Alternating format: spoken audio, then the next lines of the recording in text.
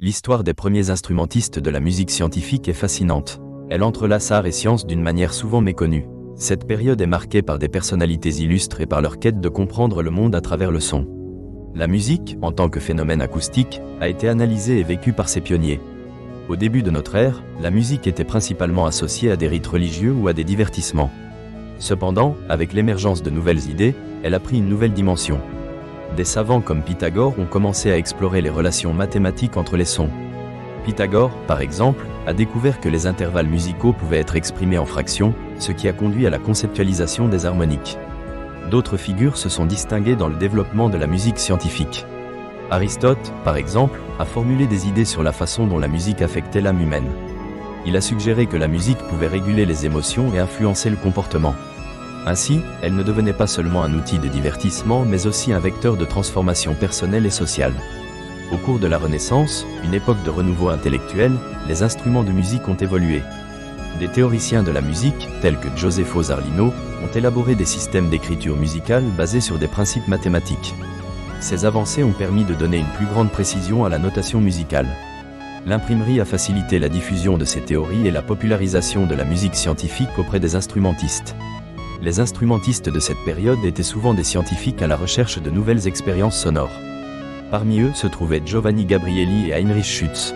Gabrieli a introduit des innovations dans l'utilisation de la réverbération dans les églises, tandis que Schütz a exploré les interrelations entre la musique et le texte, créant une forme de narration qui engageait l'auditeur.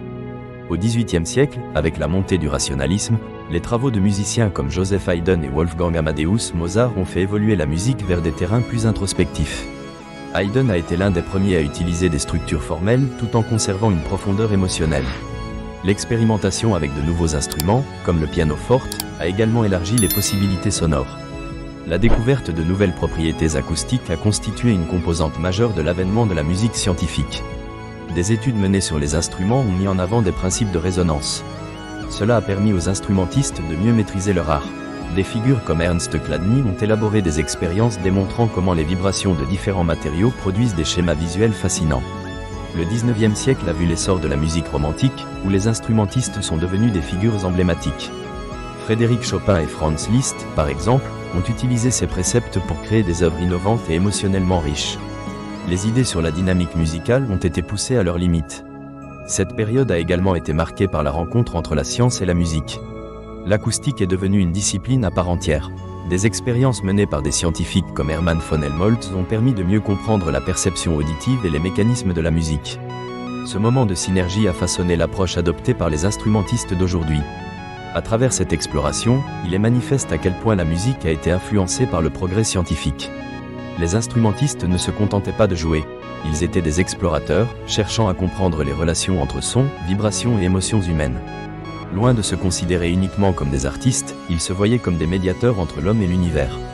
Leur travail a ouvert la voie à la musique contemporaine, qui continue d'explorer les limites de la création musicale. La musique scientifique témoigne d'une époque où l'art et la science ne faisaient qu'un. La passion pour l'exploration intellectuelle et sensorielle résonne encore aujourd'hui. Les instrumentistes d'hier ont posé des fondations solides pour aujourd'hui, et cet héritage perdure. Le lien entre musique et science est indéniable.